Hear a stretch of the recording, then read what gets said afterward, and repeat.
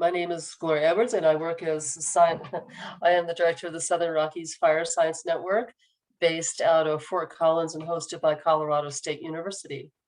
The theme for this two-day webinar event is Technology and Ecology. This Salvage Science Summit series is a collaborative production between the Rocky Mountain Research Station, Southern Rockies Fire Science Network, Northern Rockies Fire Science Network, the Northwest Fire Science Consortium, and I believe the Pacific Northwest Research Station contributed as well. This summit brings together scientists and land management experts from across the country to provide guidance in post-fire salvage operations. And this webinar is open to all audiences. Hopefully you were able to review the presentations that were available prior to this event, and you've come prepared with a lot of great questions. We will post the link to the pre-recorded presentations in the chat. Before we get started, a couple housekeeping items. This webinar is going to be recorded and posted to the Northern Rockies Fire Science Network YouTube channel and linked through the Rocky Mountain Research Station, Northwest Fire Science Consortium, Southern Rockies Fire Science Network, and others. And you can see the link on your screen, hopefully. We have this approved for continuing education credits. We will be posting that link to chat as well as other links and references. 1.5 category 1. Oh, I lost the screen. 1.5 category 1 credits. Please post your questions in chat. Each presenter will have 5 minutes to summarize their online pre-recorded presentation. Thanks. And then we will have a facilitated discussion. So please be sure to put your questions in chat and we will facilitate those for you. When appropriate, you can unmute yourself and discuss with the presenters directly. We will be posting a poll at the end of the webinar. Please complete the poll. We are nonprofits and it really helps our programs. All the links, again, will be posted to chat. If you have tech issues, Corey Davis is doing a great job navigating our tech world, and his email is right on your screen. So with that, I'd like to introduce Lisa Ball for our first presenter. And Lisa, I believe you don't have a presentation, but we're looking forward to hearing your summaries. All right, great. Hey, I'm Lisa Ball. I'm the regional logging specialist for regions 5 and 6 for the U.S. Forest Service. So that's basically the states of Washington, Oregon, and California. And so my presentation, I really wanted to focus it on kind of challenges or the differences of what you need to think of when you're doing logging systems on a salvage sale versus a green sale. And I reached out to several friends and colleagues just to make sure to get a kind of a broader perspective rather than just my own somewhat limited perspective. And it was interesting because I was trying to talk about, hey, how does logging systems change on these salvage versus green sales? And with every single person, we had to go through about a 20-minute talk first about economics and how the economics are so important and timing with the salvage, because that really is the top of mind awareness if you're going into these salvage situations. The burn severity, both of the trees and how much that's kind of weakening the trees, but also the soils too. The deep soils, organic soils in a hot burn, it really slowed all the production down for everyone, and it caused a bit safety concerns as well, mostly in the realm of slips, trips, and falls, but also that burn intensity was a big factor when talking to some people from the NES-HRSA, Andrew Saralakos, and he was talking about even the difference between a back burn area and where the fire was going through, and that they could, they were a lot of times deliberately trying to put in the back burns as their fire line because, the whole area would burn, but they could get so much better economic recovery in those areas where they had the back burn They could mark it out, on the sale area, and that was a lot more desirable. It was easier working conditions. The trees weren't damaged as much, and the soils weren't as burnt. So that's a major strategy that they have going forward. And then when I was talking to private industry, it was a lot of, we want to get in there right away. Roseburg Forest Products, I was talking to Dana, and he was saying that, within a month, they had 17 sides active in one of their sales. And so, that presented a bunch of challenges from a logistics side, but it was economically so important, especially on the timing of the fires, that if the fires burned earlier in the summer, then before the bark beetles would do their flight, then they had to, sorry, I gotta get up. Really get that wood out, because if the bark beetles came in that summer, then it would really degrade the wood, versus if it was a later burn, after the beetles had flown, they had a little bit more time. So timing and wood value, really critically important to at least the non-federal agencies. If you're talking Forest Service, our just timings are not going to allow us to get in that fast. But if you're working from a more private landowner's perspective, recouping that value is critically important.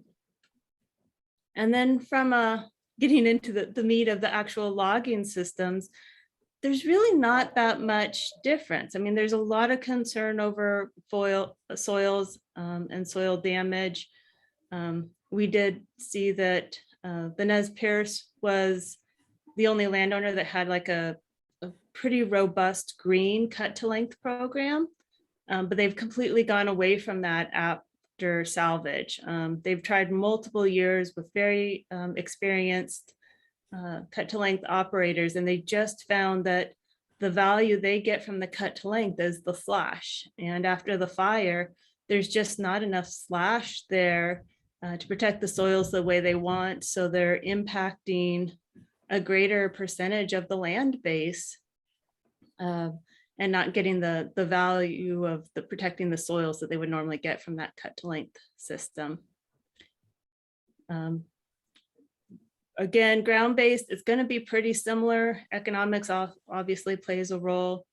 Once you get into your steeper slopes, cable systems obviously might limit what areas you're going to, because it's already a more expensive system.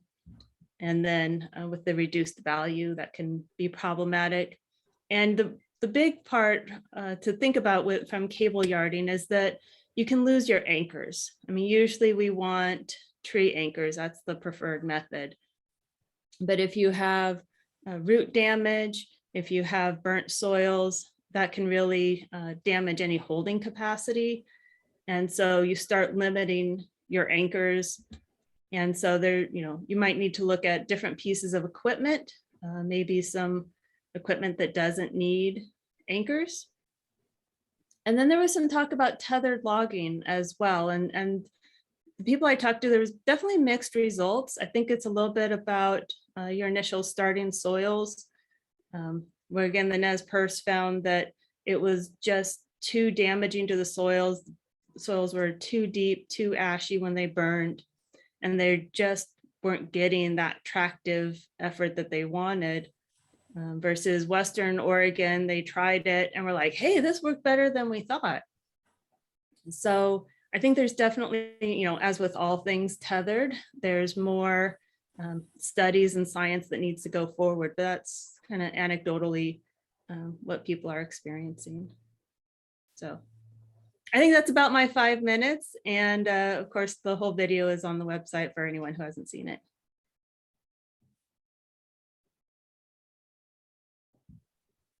Okay, thanks, Lisa. That was a good synopsis and interesting perspectives. We had vibrant conversations and discussion yesterday about tethered systems and their place in a lot of other salvage operations. So we're looking forward to hearing more from that in the future. Um,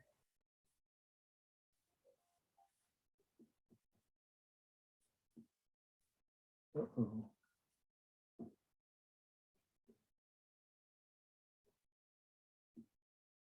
Uh-oh. oh my gosh, have I been talking the whole time? Nobody's heard me. Just for like 30 seconds, Gloria. Oh, that's really interesting. Okay, so we'll, just to reiterate, we will go through all the presentation summaries first and then open up for discussion. And we're looking at ways to preserve our chat and discussions as a post-webinar resource, since we've had a lot of vibrant discussions in chat. Okay, Lauren, can you introduce yourself? Please introduce yourself, and we'll go on with your presentation. Sure. Can you hear me? Yeah. Okay. So, yeah, Lauren Kellogg, and I'm a emeritus professor in forest engineering from Oregon State University, where I spent most of my career working with logging systems, either teaching, doing outreach, or research on systems. Since retiring, I've shifted over full time to our business in Central Oregon, Intermountain Wood Energy, that my son owns, and I help out with him.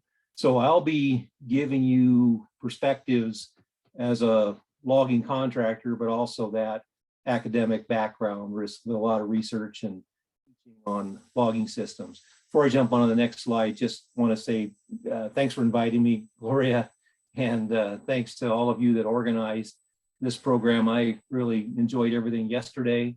I learned a lot, and I'm looking forward to our discussion today. So let's see. On the next one. So the Intermountain Wood Energy in Central Oregon, we are a contracting company that does forest restoration work, green stand thinnings, public and private lands. We do a lot of work in wildland urban interfaces. And over the last 4 or 5 years, we've gotten into buying some Forest Service fire salvage sales. So in my more lengthy presentation, reviewed that and pulled out 3 takeaway messages. And the first one is using appropriate logging technology. And I am reminded of our discussions yesterday. That came up a lot. I think the comment that was made by some of the speakers was, what really depends. And I've seen that throughout my career. It depends. That's a great thing about forestry. It really depends where you're working. We have put together really a combination of whole tree and cut to length with our equipment and operations, recognizing all the variables that we talked about yesterday and trying to do the best job on the land to work safely and efficiently, economically, and meet the land resource needs. So I've checked off our objectives that we target. That would be leaving slash where it's best needed. We had good discussion on that yesterday. Depends on whether related to fuels issues, not enough or too much fuels, erosion protection with slash, and site nutrients. It depends on whether we have dry forest or moist soil, moist forest, all those kind of conditions. Secondly, we try to, it's a big thing, minimizing equipment passes, more so than the equipment that is used, is what I found in our research and our teaching. So we try to minimize that, try to maximize our equipment trail spacing, try to maximize our wood utilization, and try to improve our harvesting system efficiency between the different components of the operation that helps our economics and our safety.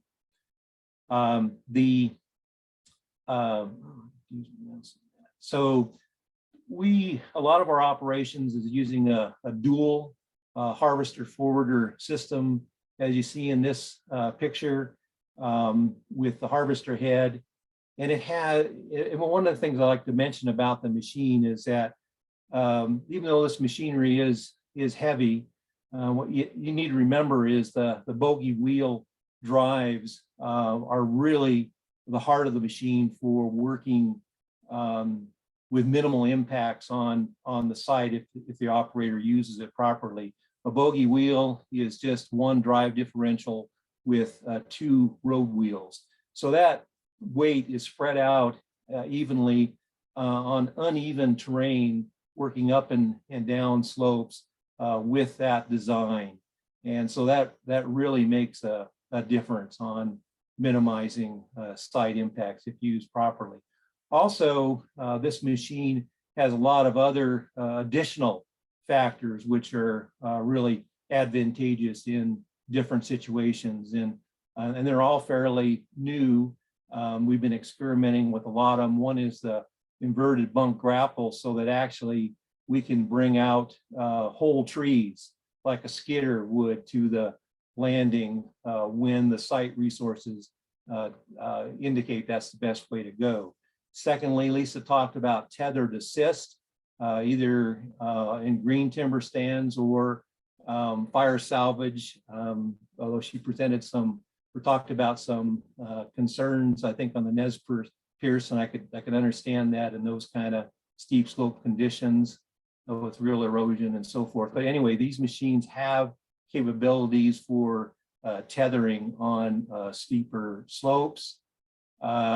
Another one that is just coming out this last year that is really getting a lot of interest is the fire tank that can be brought out on a pickup truck and a flatbed and loaded on the back of the forwarder and taken out to provide tactical support to fire crews on the ground. And we demonstrated that in Oregon this last summer, and Lee Miller has done some other work in leading the efforts in this area in the Southwest region. And we're doing a lot over here in the Northwest region, but it's a 2,600 gallon tank, a lot of capabilities for assisting crews. So the point to this equipment is the versatility that it offers in addition to logging. My second take-home message was really building on what Lisa said with the economics. If you can get in right away and move those logs out, that's the best. But what's not really the case that we have with our business on Forest Service lands here in Central Oregon. They're usually a year, 2 or 3 or more later. And a real key is the markets. We've worked very hard to develop a lot of small niche markets. So when we look at fire salvage sales, we know we've got these small markets to utilize this material, and we know we can utilize wood to small diameters. Our big one is probably the blue stain ponderosa pine and firewood, but we have other markets as well. A third take-home message was variables affecting logging feasibility and economics. I know a lot of this work in green stands, building fire resilience and fire salvage is subsidized or a service contract, and that's great. But when it comes to an operation where it has to be commercial and you're paying stumpage on the material, these variables are so darn important, and they'll make or break a sale. When you look at your hauling distance, logging distance, terrain and soils, unit size, seasonal restrictions, moving equipment, volume per acre, tree species, whether it's Doug fir, pine, or something else, tree size. So we look at a lot of sales. Other contractors do too, and I'm sure you all know there's ones that don't sell that get on the shelf, and then they have to be designed and advertised. And so these variables are very critical on making it economical. And I discussed that in more detail in my lengthier presentation. So that is my brief summary. Thank you.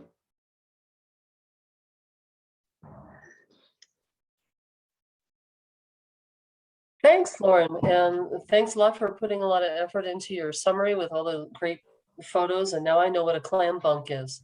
Yeah. Rhymes with slam dunk. So on that note, thanks so much. And Darren, if you can cue up your presentation. And please, everyone remember to let us know if the Society of American Foresters continuing ed links are or are not working. And Corey Davis is going to contact for any technical questions on our webinar. And take it away, Darren, about big box kilns. And please introduce yourself and your affiliations. Thank you, Gloria, and thank you for the invitation. My screen look okay? Yeah, you might want to change it to presentation view under your display settings. Is that better? It's perfect. Great, thank you so much. I'm Darren McAvoy. I'm an extension forester here at Utah State University.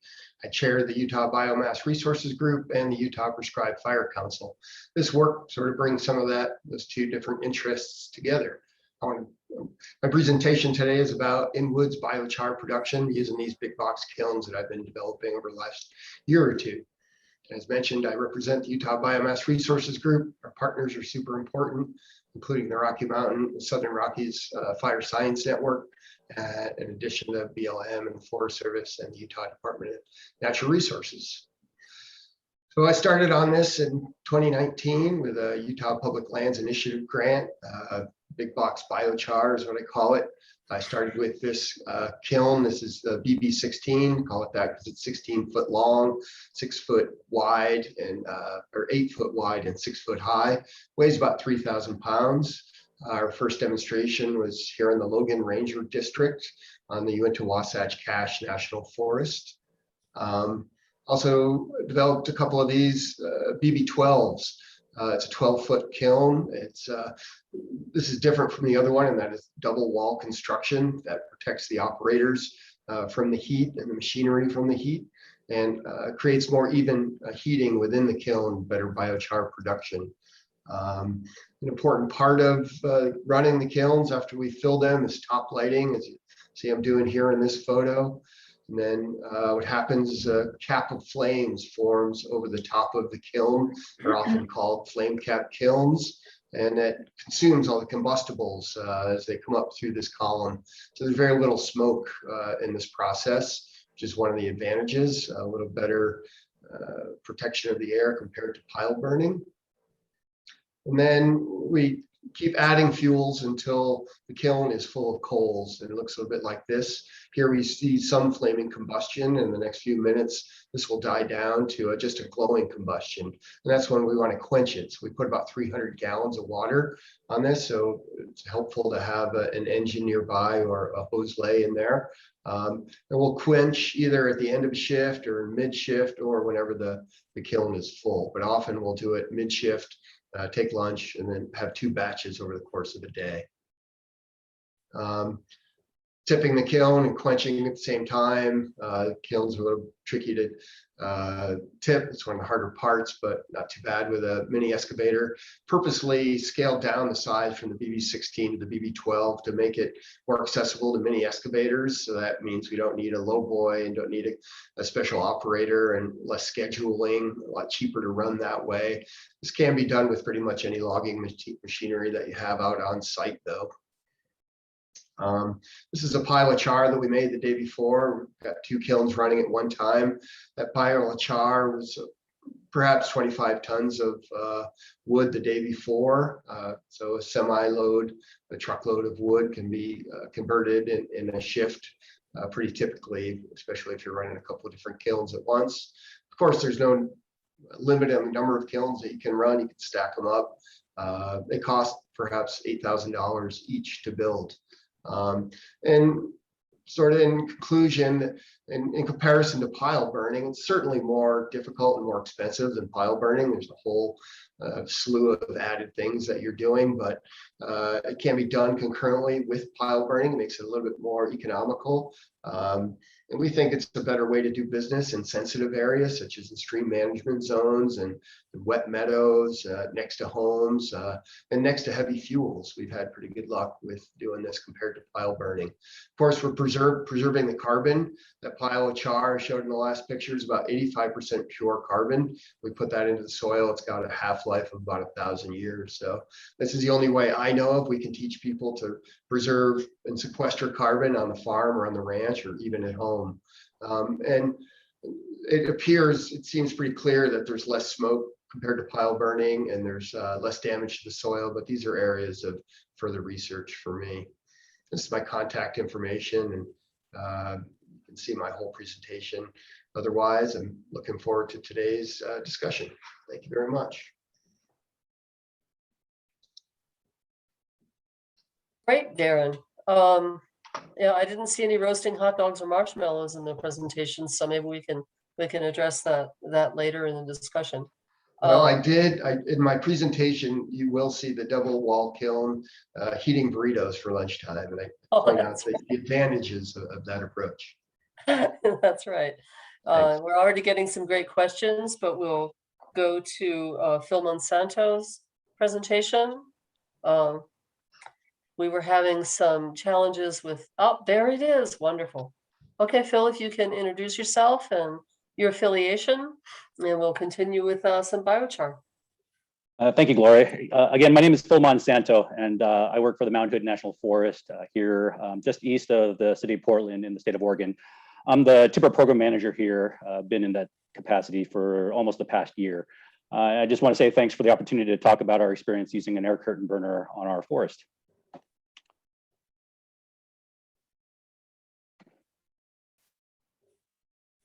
So just a little technology information on the air curtain burner.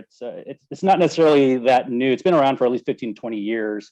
It's essentially a big box similar to what Darren describes, but with an air manifold on top, which creates a curtain of air above it, which prevents the emissions and particulate matters from escaping from the consumption of the fuel.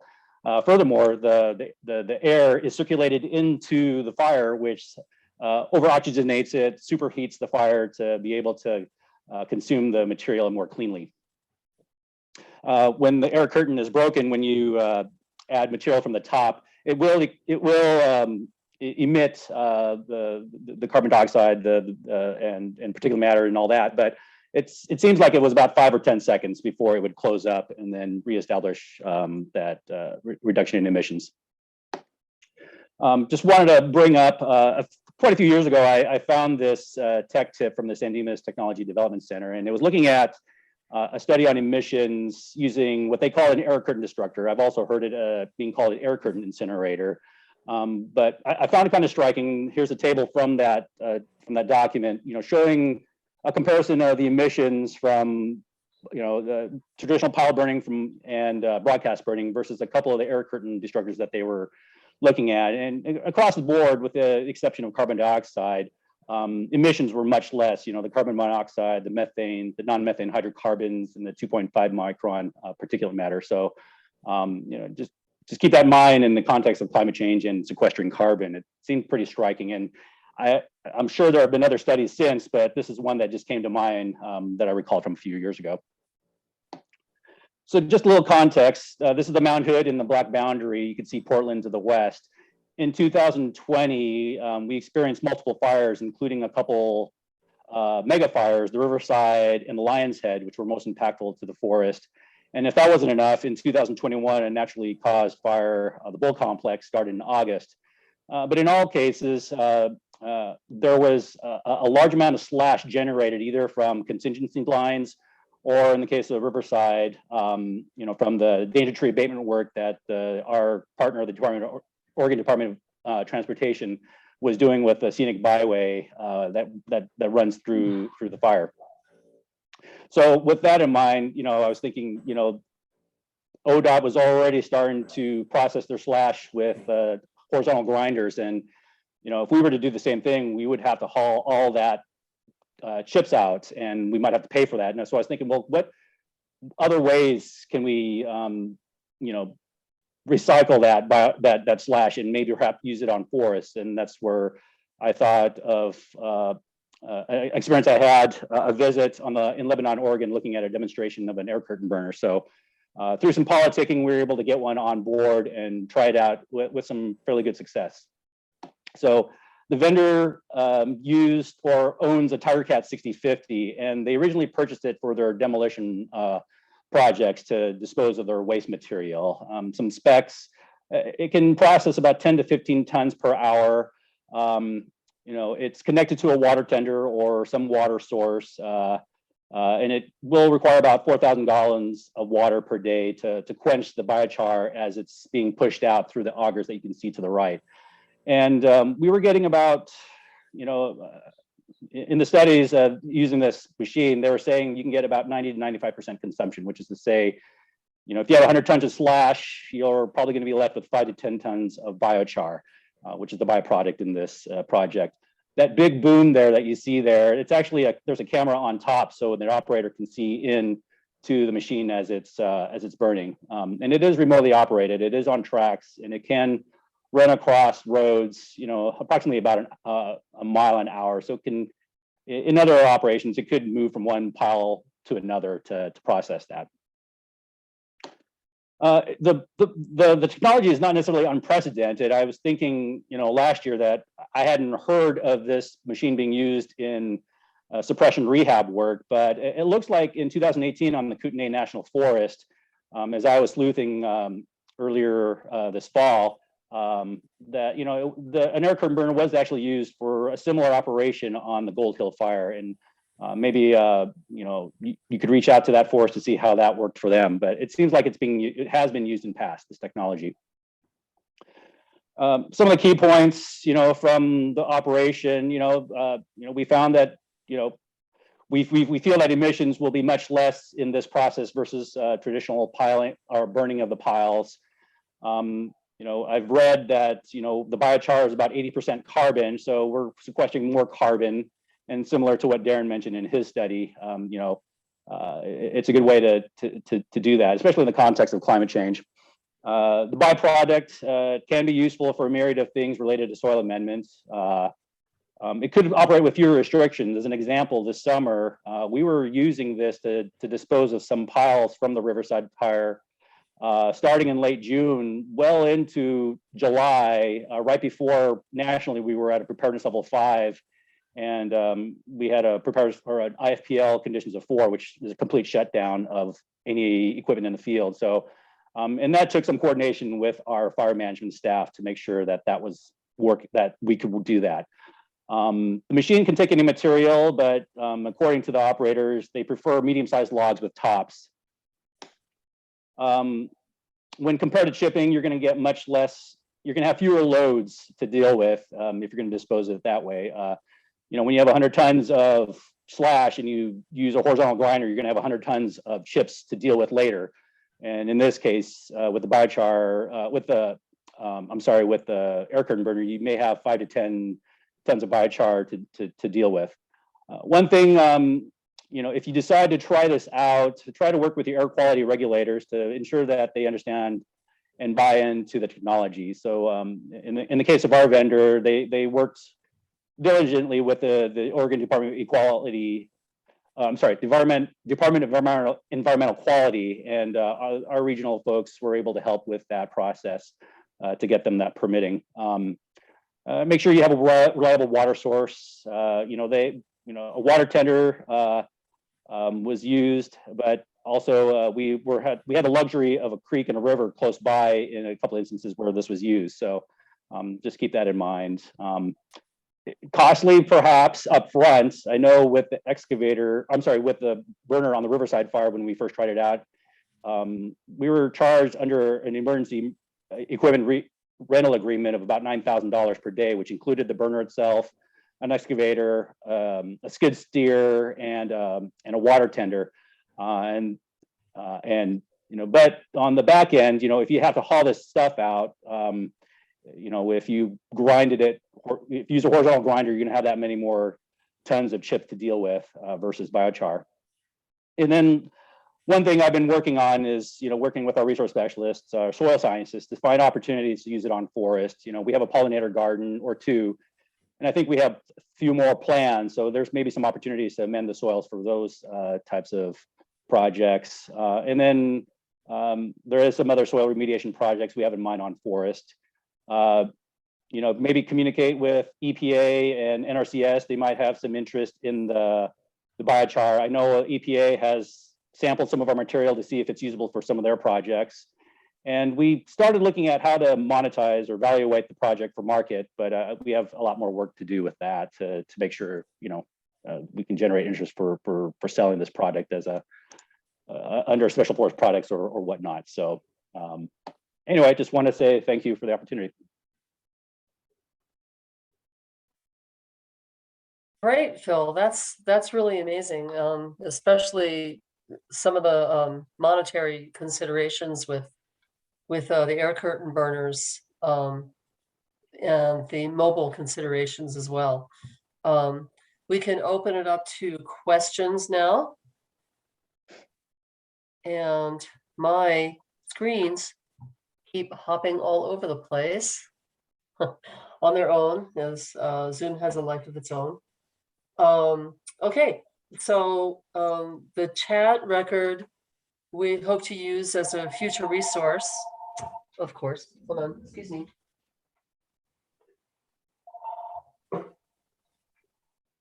And please feel free to have other discussions and questions and comments and links in the chat that we can use for distribution in a format afterwards. First question we have is for Phil. Let me see, is that our first question? No. We Darren. have some way up top. Right, you're right. Yeah, so Janine and I will do some tag team on some of the questions, and we have a full hour or almost a full hour for question and discussion. So we have a lot of flexibility. Darren, can you expand on combustion controls in terms of big box burning? And has anyone done any emissions testing on these?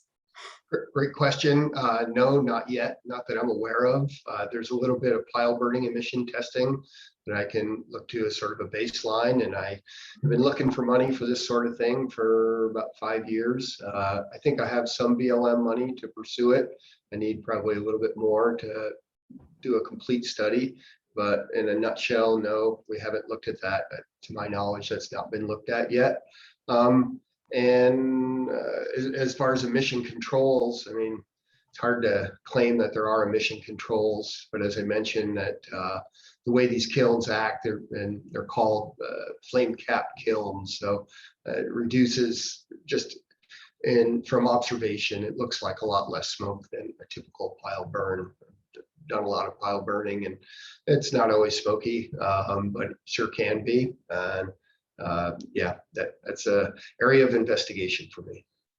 And I think one thing you've described to me is the benefit of having a big box kiln is that even though it doesn't have an air curtain layer on the top, it has a structure that captures the gas that can be burned by the flames on the top. Is that right? Yeah, just the way that flame cap works, Gloria. Once you get it established, it's consuming all the particulate matter that you can actually see anyway. You can look right through the operating kiln and see the forest clearly on the other side.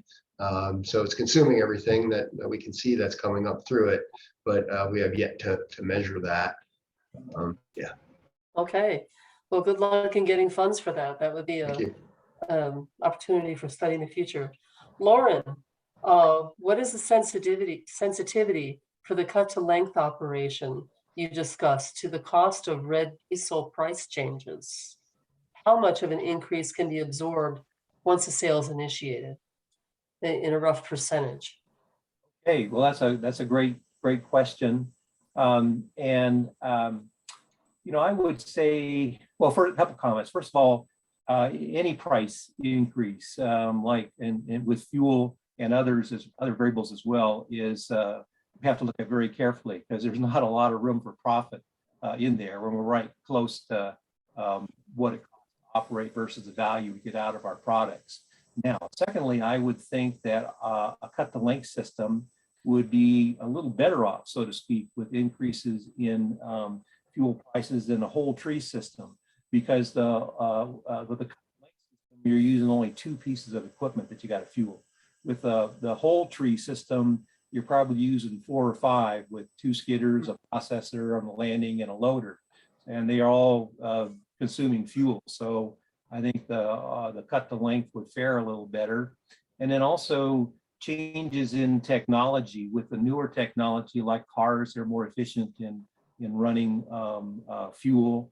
And lastly, I think the comment I would make is that, when we look at variables, there's probably other variables that I worry about more that would affect whether we're going to work or not. And that one of the big ones is log prices and our market values. When those take a hit and they go down, that's a big impact.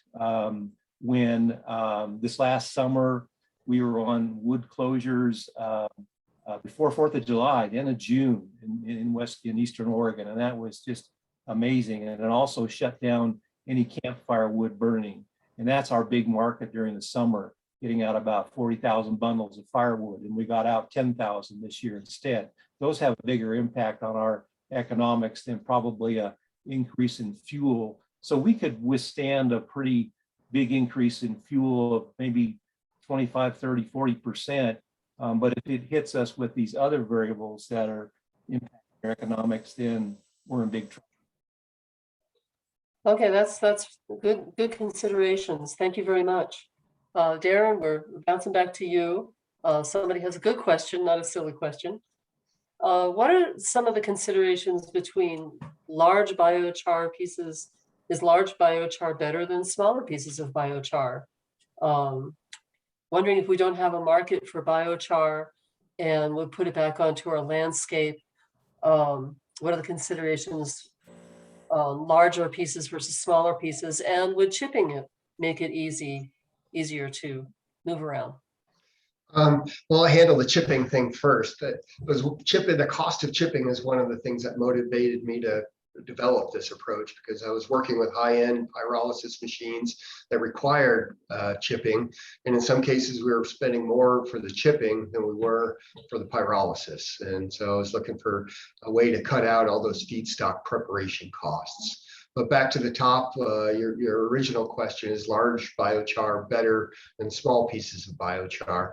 Well, of course, it depends on what your application is. If it's going to just go back out in the forest, then large pieces can be good. Coarse woody debris, super durable. And we often will do that with, after a batch in the kiln, we're left with some large unburned pieces. Usually we call them bones.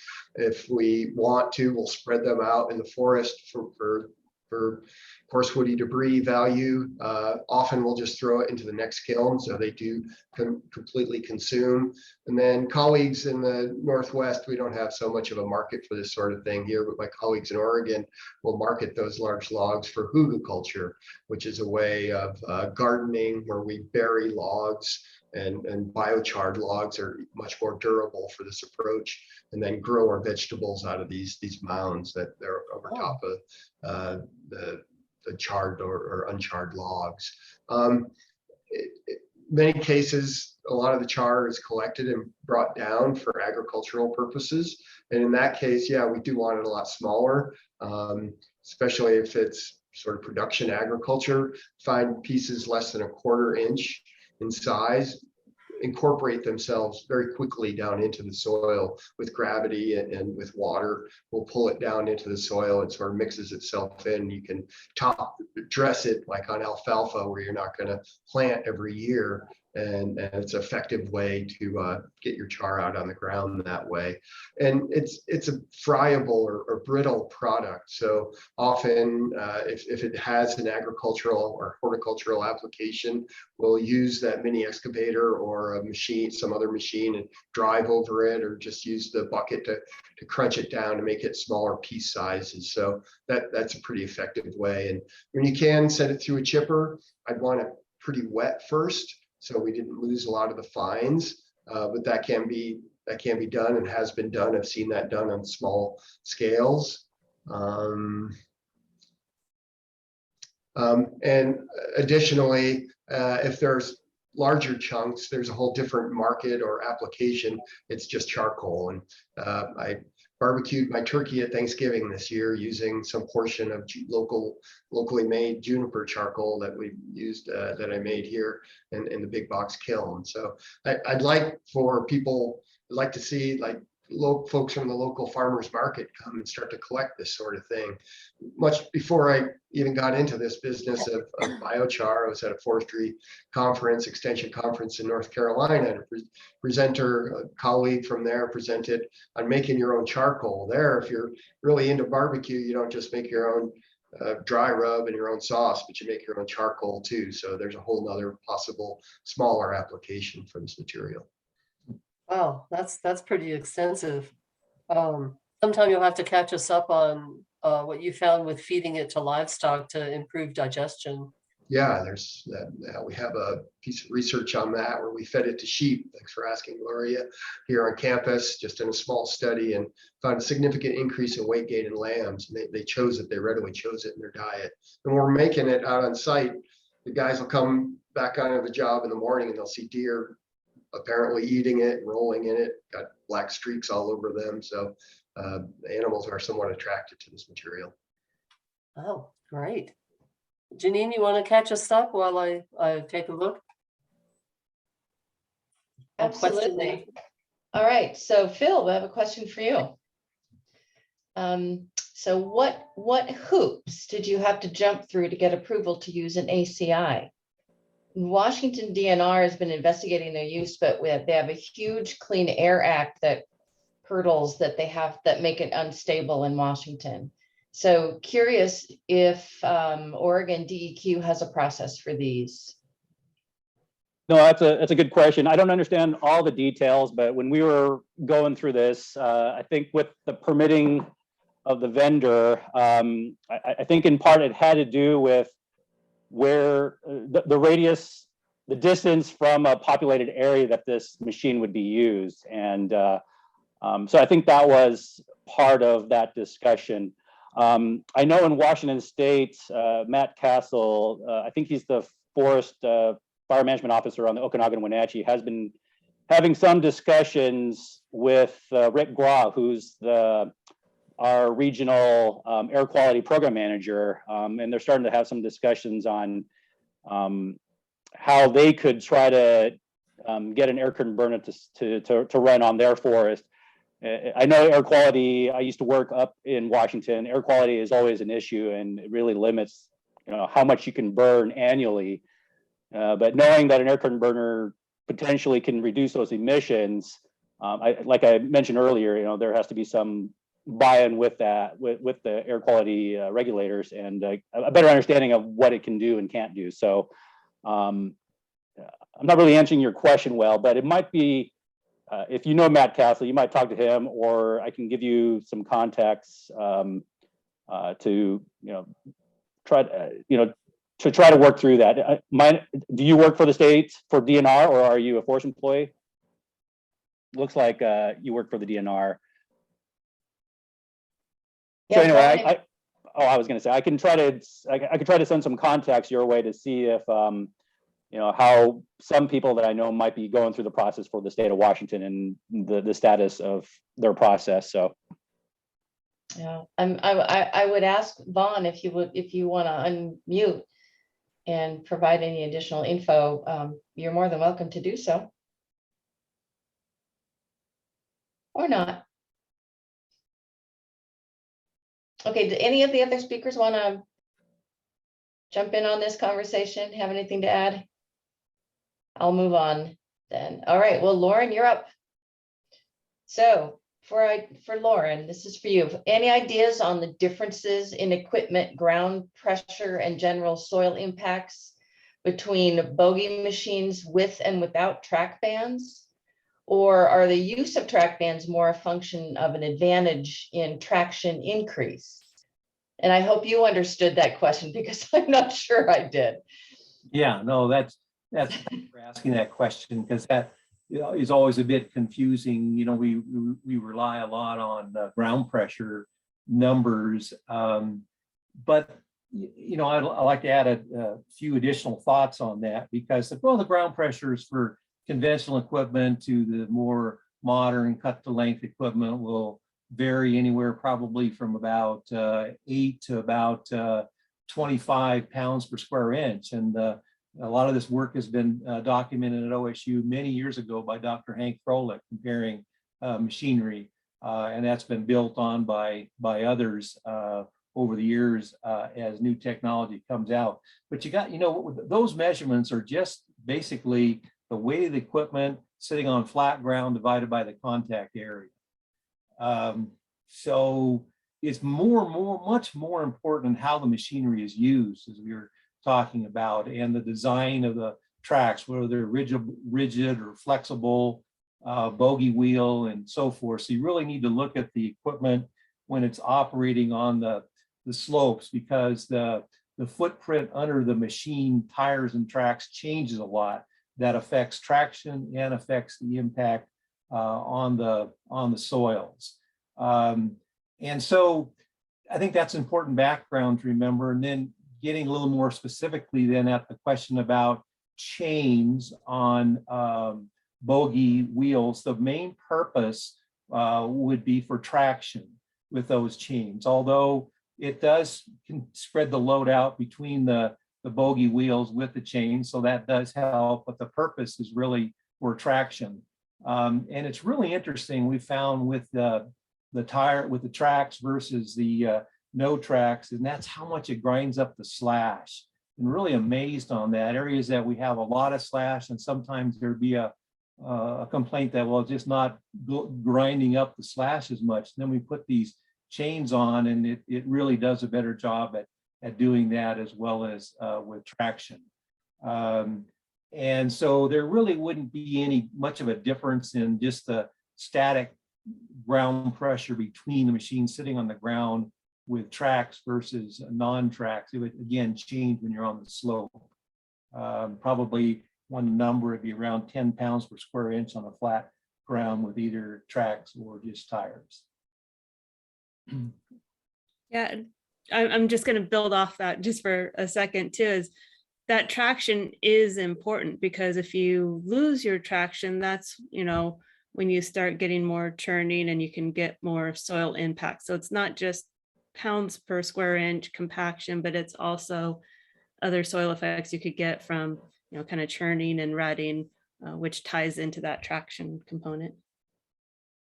Yeah, that's a great point, especially on a lot of these heavily burned areas where there's not much organic matter left in the soil, as you've described.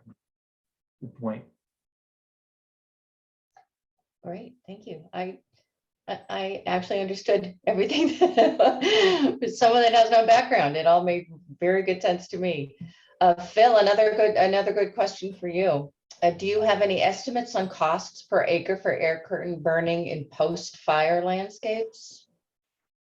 That's certainly a good question. I haven't tried to estimate those. I think earlier I mentioned, when we came to an agreement on costs, initially it was $9,000 per day, but we have ranged between $8,000 and $9,000 for the operator to work on forest. And, and we were, in an operational period, which is 10 to 14 hours, they could, at 10 to 15 tons per hour, process, maybe up to 100, in a 10-hour period, they could be 150 tons of slash per day.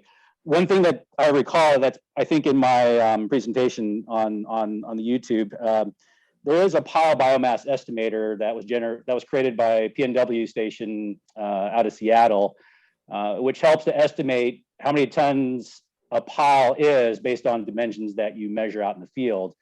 And with that, if you know how much the machine can process in a day, and you have an agreed cost, then you could estimate what that would cost. The slash that was generated on these that we were dealing with, were on contingency lines, and honestly, I don't have a sense of how many miles that could equate into acres, but I could try to figure that out and come back. But in terms of a cost per acre, we were dealing with slash that was reposited in central locations, and then we had the machines run. So that came from everywhere and anywhere, it seemed like. So I don't have a straight answer, so I apologize on that.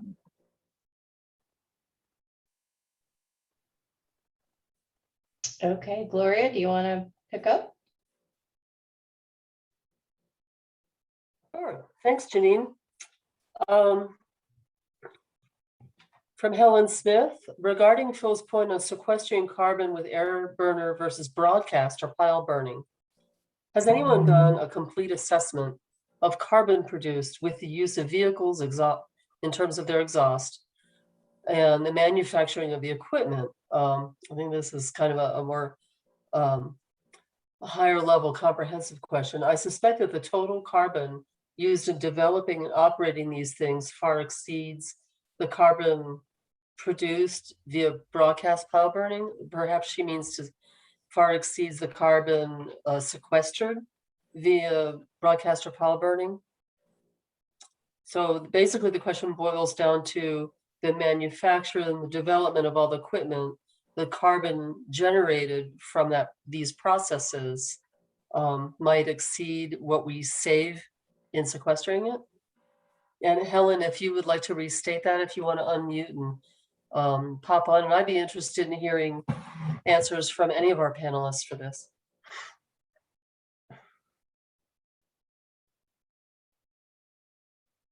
I'm hoping I got it right, Helen.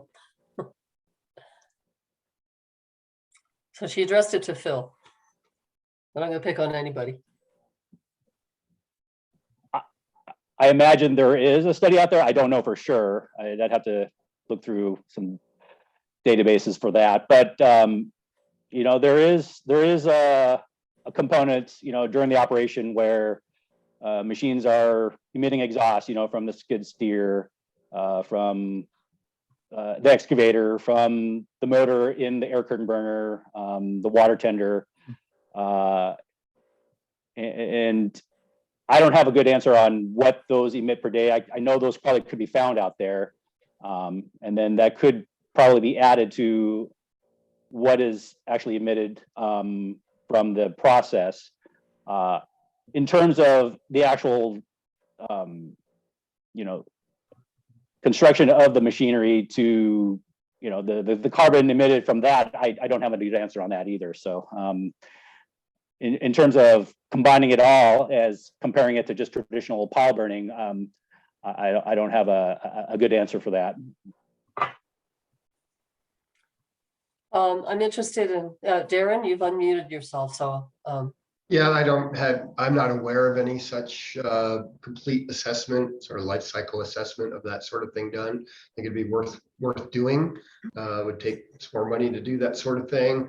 I can say slightly related to that, just had a conversation one time with another forestry professor, and we had flown to a conference, and we were actually in Italy at the time, and wondering how much biochar we'd have to sequester to sort of balance out our flight over there and back. And Yeah. and it was just a few yards of biochar sequestered. It's more carbon than we'd use flying to Europe and back. So I take that as that. It seems to me that the life cycle assessment would come out as a net positive in carbon sequestration for the approach that we're presenting here today. Okay. But that's just a guess. Okay. Anyone else want to take a stab at that real quick before we move on? We have about 25 minutes left, and tons of questions come in. Joseph Redden has his hand up. Oh, thanks. Joseph, you want to unmute and ask? Sure. Thank you, Gloria. I would just want to weigh in on this because all of the equipment that's used, vehicles and forestry equipment, is all regulated by the EPA, and there are extremely low emissions these days from this kind of operation. And I would think that what Darren said would really apply here. Probably no need for a study or anything, because if you looked at the EPA emission regulations for particulates or for carbon dioxide emitted and other gases from internal combustion engines, we would probably find that air curtain burners and even pile burning, which is pretty raw, would have far more emissions. But that would be just my view logically. Mhm. And I think one thought that pops into my mind is certainly getting to a point where we have like a net carbon exchange between the manufacturer of all of this equipment and vehicles and machines, involved machines, offset by the carbon that we're sequestering. That would be great, but I think from what I understand, the objective is to manage the fuels and the materials on the site. So it's less of a regional or a global effect than it is with managing these fuels and this carbon locally. Because if we don't if we don't implement some of these techniques, the risks and the risks way outweigh the benefits of that. Darren, Phil, would you agree with that? Nods, nods, nods. Okay, I'm gonna hop ahead to another question. Let's see, somebody really wants Santa to bring them an air curtain burner. So maybe Santa can bring one to Beth Wood. Aaron and Phil, are you storing biochar? How are you storing biochar until you find a site to apply it or use it? After you, Phil.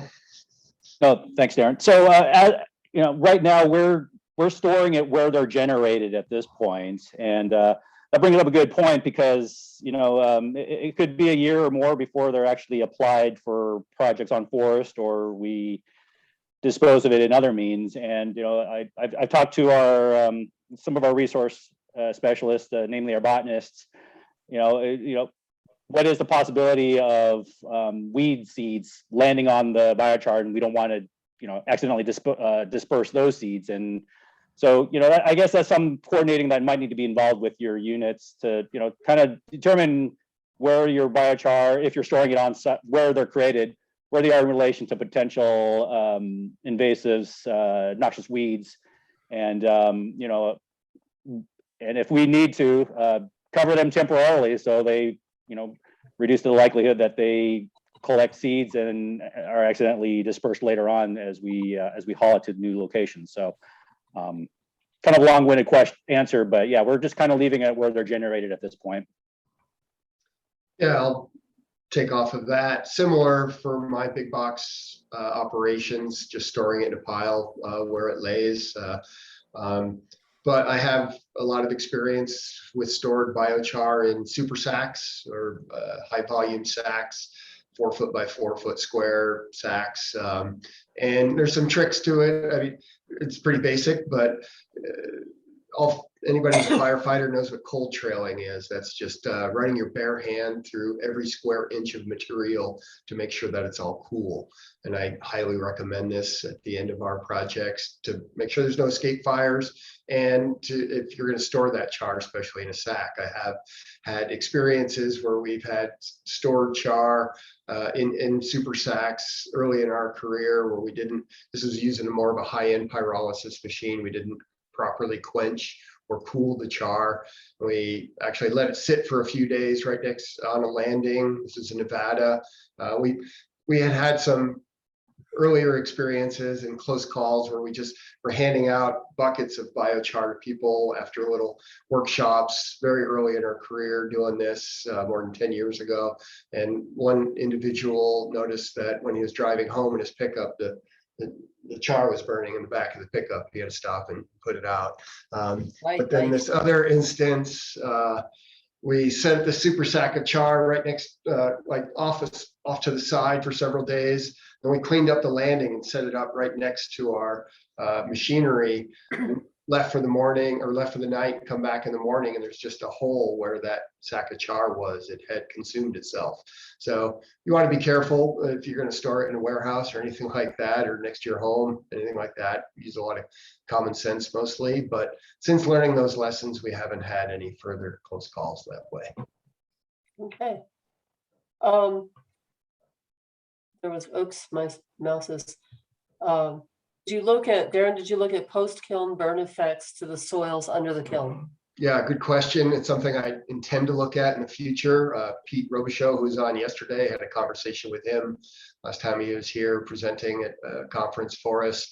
And he's developed these simple little sensors that you don't need to set wires up with. You can just bury it underneath a kiln under 6 inches of soil and test it that way. So that's on my list of things to do. But I will say anecdotally, just looking at the soils and having soil scientists look at the soils under the kilns, they're compared to pile burning, far less damage. And it, of course, depends on pile burning, the pile. If you got, I think it was talked about yesterday, if you've got bole wood, you're going to have a much hotter pile, more likely to do damage to the soil. And I found if it's machine compacted, if it's dozer created piles, if the dozers keep driving up on top of them, you're going to get that sort of compaction. And another factor that's really critical in all this, regardless of what method we're using, is soil moisture. Dry soils will get damaged much easier than wet soils. I work quite a bit with Deb Dumrose from the Rocky Mountain Research Station on questions like this. And yeah, that's something I hope to investigate over the next year or two. Thanks for asking. Okay. All right, Janine, do you want to catch us up? Yeah. So Steve Fitzgerald asks again, Darren and Phil, are these technologies used outside of fire season only? I'll go ahead, Phil. Oh, no, thanks, Darren. Yeah, in my case, not necessarily. I think I mentioned earlier that, you know, we did use an air curtain burner, you know, sometime in late June into most, if not all of July, if I recall. So that is kind of the heart of fire season. We just we're fortunate that the material was in a central location, fairly close to a water source. And it was just a lot of coordinating with the fire management staff to make sure that, you know, we were doing it safely. And you know, the fire management officer created a burn plan, if you will. And if we hit certain trigger points, we would just shut down or not run it as much. And on top of that, you know, we were working with the operator to operate, you know, early hours of the morning, starting at 2 or 3 in the morning. As we know, RHs are probably at its lowest at 5 in the morning. So, you know, that gives us an extra few hours. And if, you know, in a 10-hour day, they could be done by, I don't know, noon or 1. And that would fit into the, you know, the IFPLs for the given day if we were at a 2 or 3. So, so we were pretty fortunate in that case. And I think there's opportunities. You just need to coordinate a lot with your fire management folks and your quality regulators too, as well. Thanks, Phil. In addition to that, Steve, thank you for that question. I've used the small kilns and the big box kilns, I think, in every month of the year in Utah so far. Done it in July in really heavy fuels.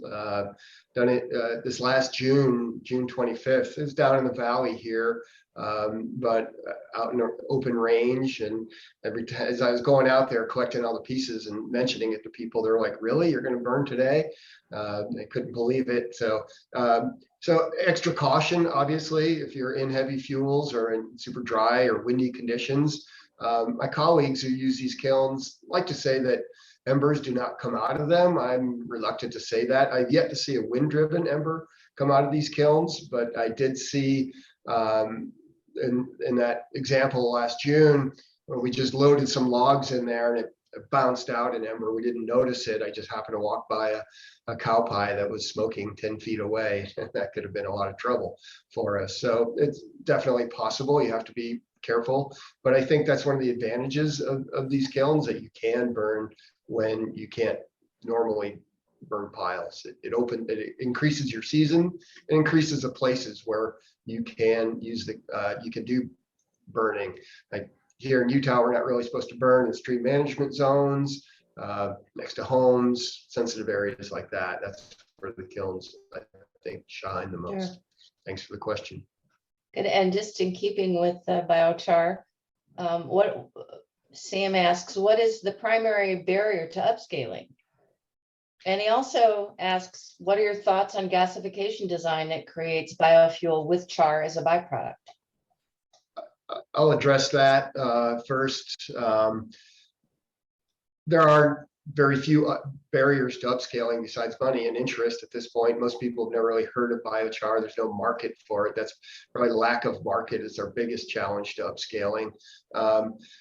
This approach that I'm sort of talking about today, big box burning, is my sort of first attempt at upscaling. I started with Oregon kilns, these little 5-foot kilns, and they're great for teaching tools and learning tools and get people going on it, but obviously it's a scale issue. I think you could have as many big box kilns as you have equipment and time to run as one way to scale them up. I intend to work with some local contractors and just using holes in the ground instead of kilns when we've got big windrows that go for a mile or more. And I've done this on logging jobs in northern Idaho in the past, more just for hazardous fuels reduction than for biochar production. The challenge with a hole is it's just a little hard to get the char back out of the ground. So I like to say there's sort of a sliding scale depending on your landowner's objectives. Is it just hazardous fuels reduction? You can let the char just burn down and keep adding to the kiln. But if it's more towards biochar production, will quench more frequently and dump the char out. So you can use it almost as a pile burning approach, in a metal box without even making biochar. But then, in reference to your second question, as far as gasification, I didn't start off just burning stuff in boxes. Rednecks have been doing this forever, and it's nothing new. It's just our method is a little bit new.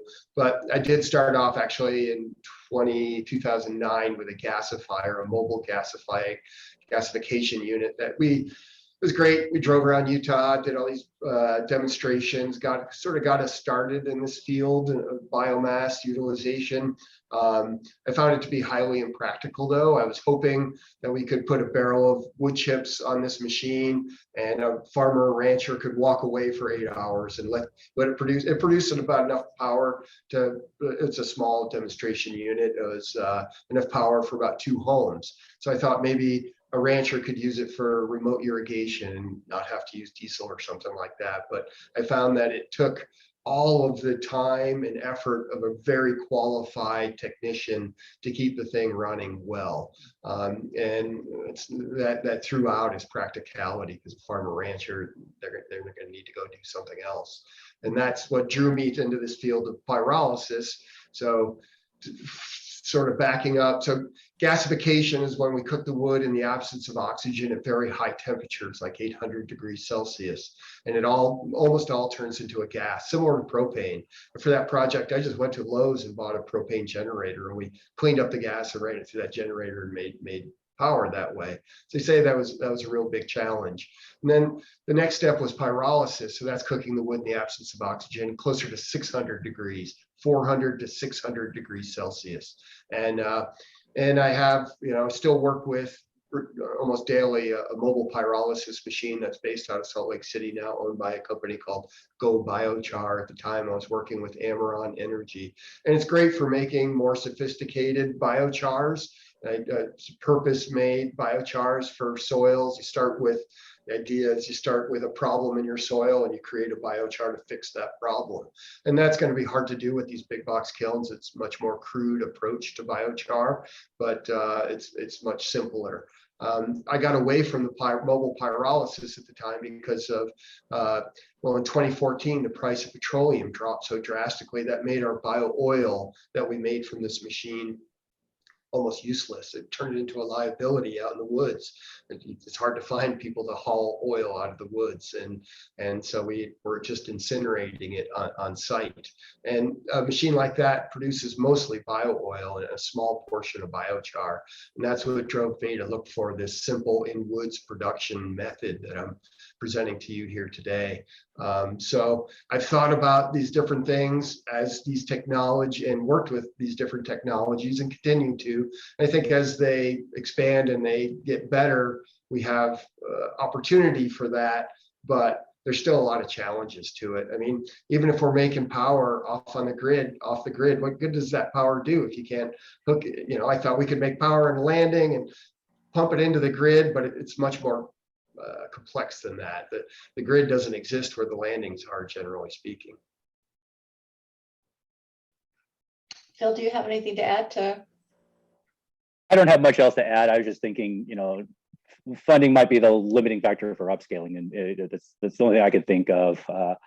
And then, because that will turn into how many acres we could treat, for example, for fuels treatment, and then from that, that'll determine how many tons of slash to process. So that's the only thing I could think of, at least for now.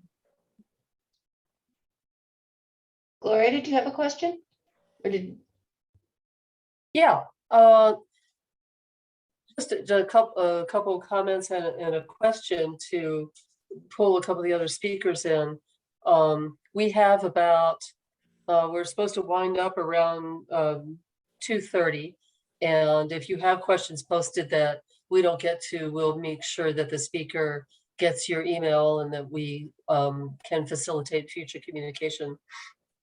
But I'm interested, since a lot of the attendee interest is around the biochar, I'd like to hear from Lauren and Lisa about, since what we're doing with salvage machinery and salvage operations out on these sites in contracting can generate a ton of slash and a ton of byproduct.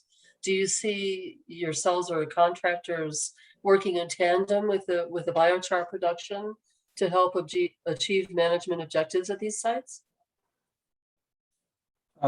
Yeah, I can start on that, and Lisa can follow up. I guess for us specifically, yeah, I'm excited about this. I've been really enjoying learning about the technology and the opportunities, and I just think about as you said, the big old biomass piles out there, that are generated, and then what to do with those. And sometimes the conventional market is not there, and so they just have to be burned.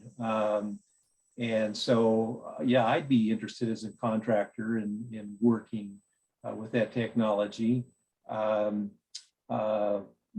So far, like in our area in Central Oregon, there's been a lot of different feasibility studies with using the biomass for jet fuel and heating and other things like that has never really materialized. But I keep hearing more about biochar. I get calls from my ranching friends, that have been wondering about what to do with some of that material and asking about a biochar possibilities. So I guess for us as one of the contractors, we'd be interested in working. We also have a cattle ranch, and I've also been wondering about that opportunity as well with the cattle feeding, and we have some pigs and so forth, and I'm always interested in trying out new things. So yeah, let's do a trial over here in the Redmond area. I'm ready for it. Lisa, what are your thoughts? I think there could be some great potential, thinking, more from a landowner perspective. If we look at the landscape, there's so much land that needs treatment, right? And we have, the salvage areas that have burned that we want to do further treatment on, whether either to reduce fuels more or to, just open it up to be able to do planting to reestablish again, or whether we look at all the, millions of acres that we have of green trees that need thinning from a fuels perspective. And the green stands most of the time in a lot of places can kind of pay their way out of the woods. We still have a lot of markets, but so this, tying the biochar concept, especially if we can get it at an economical price, put that on the landing as you're doing the salvage, as site prep or continued fuels reduction post-fire. I think there's a lot of potential in there. I think hopefully maybe as it, starts picking up steam and more people do it, if we can get the regulatory agencies on, I think, just the thought of being able to burn year round, or at least close to it, would be huge. Where a lot of places I've, interacted with, the burn window is just so short that, every year we create more piles than we burn. And so some way to manage that backlog, to reduce the fuels and hopefully do it in a ideally economical way, but in that it generates revenue. But even if not, a cost-effective way to minimizing the inputs we need. I think there's a lot of potential there, and I'm excited to see where it goes. Great, thanks. Is in the interest of time, Bridger Teten Fuels, I hope I pronounced your name right, wants to know if there's a list of contractors with air curtain biochar machines that they would like to use one of these on a project and develop a contract, or purchasing a big box kiln would be best. So in the interest of time, if somebody has access to that information, if you can post the link to chat, that would be great. And a real quick answer to the following question: is the biochar processed further, ground finer, or mixed with other compounds? It can be applied. If you're just applying it back in the woods, we're usually putting it back on raw. But if we're bringing it into for plantings, that sort of thing, we generally like to charge the char. So that is, it's sort of an empty sponge at this point when it's just produced. So we want to fill out those empty spaces with nutrients. So we mix it with compost or manure, that sort of thing. We call that charging the char. So yeah. Okay. I wanted to just say briefly, I mean, theoretically, I have no research on this yet, but anecdotally, well, there is a lot of research that shows when you add char to the soil, it increases water holding capacity. And by how much, it depends on the structure of the soil, the kind of soil you have.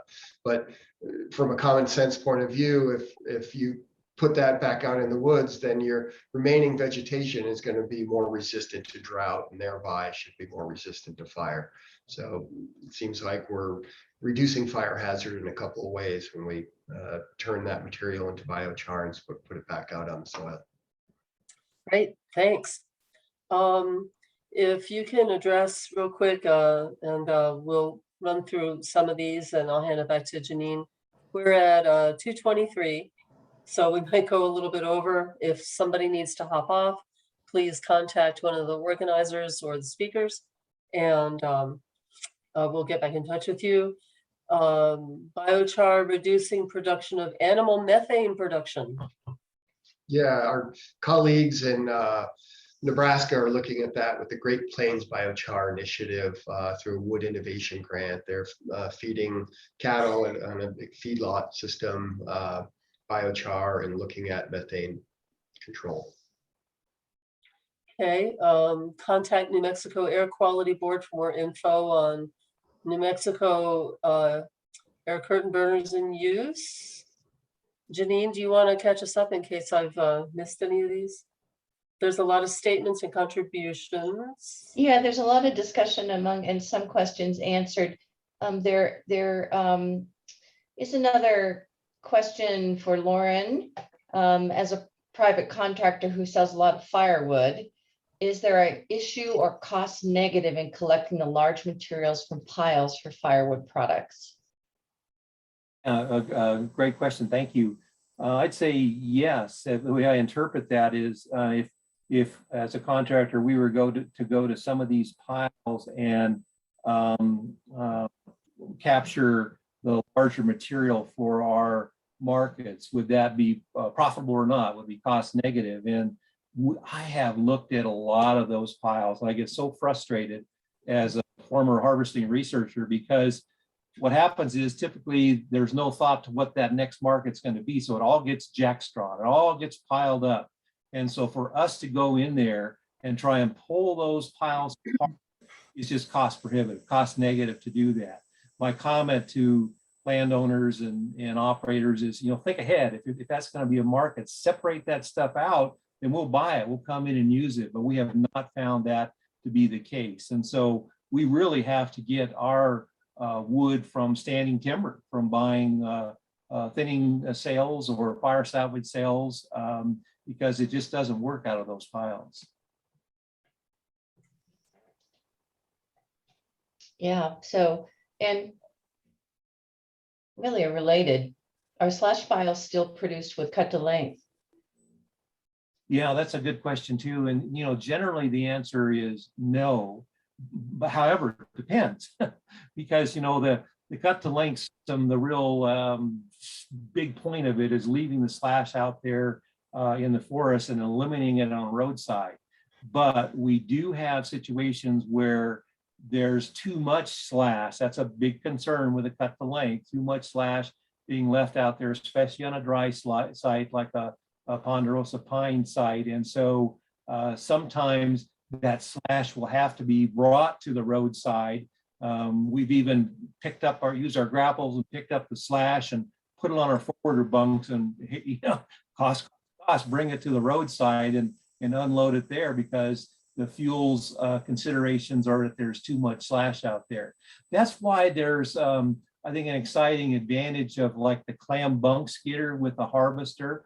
And we try to do that either with the clam bunk or skidder so that if we're in a situation where we're leaving too much slash out there with a cut to length, then we'll bring that whole tree to the roadside and do the processing at the roadside. But where we need more slash out there on the site, the benefits of the cut to length system will be leaving it out there on the site.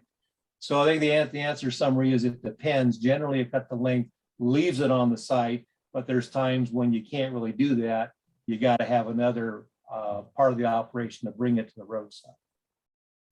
Great.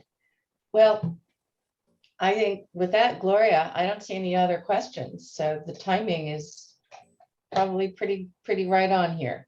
I wanted to give Lisa Ball just one real quick question. She had a really interesting presentation about the variety of techniques and considerations with machines and salvage science logging. Lisa, do you see, in light of new developments and tethered systems and new techniques, do you see anything in particular that's now in use that might become obsolete really soon? Just real quick answer, and then we can wind up. I don't want to get, I don't have too much of a crystal ball. I do foresee tethered logging just in general overtaking cable yarding. How long that's going to take, I don't know. It's probably going to vary place by place, depending on markets and regulatory and insurance costs, because worker availability. We're seeing in Washington, tethered logging is taking off more because people who are in cabs, the insurance cost is less than people on the ground, or having trouble wanting to work in the woods and also being able to pass drug tests. And so there are places where it's picking up really fast. As we know, there's always the places that kind of hold on to the old technology. I mean, there's still places out there where, felling with a chainsaw and a skidder is still the predominant method. So I don't know when it will happen for each kind of geographic area, but I do see tethered logging overtaking the conventional cable yarding. That's really interesting. Thank you. It really is an amazing technology. And we had some great images and discussions about that yesterday.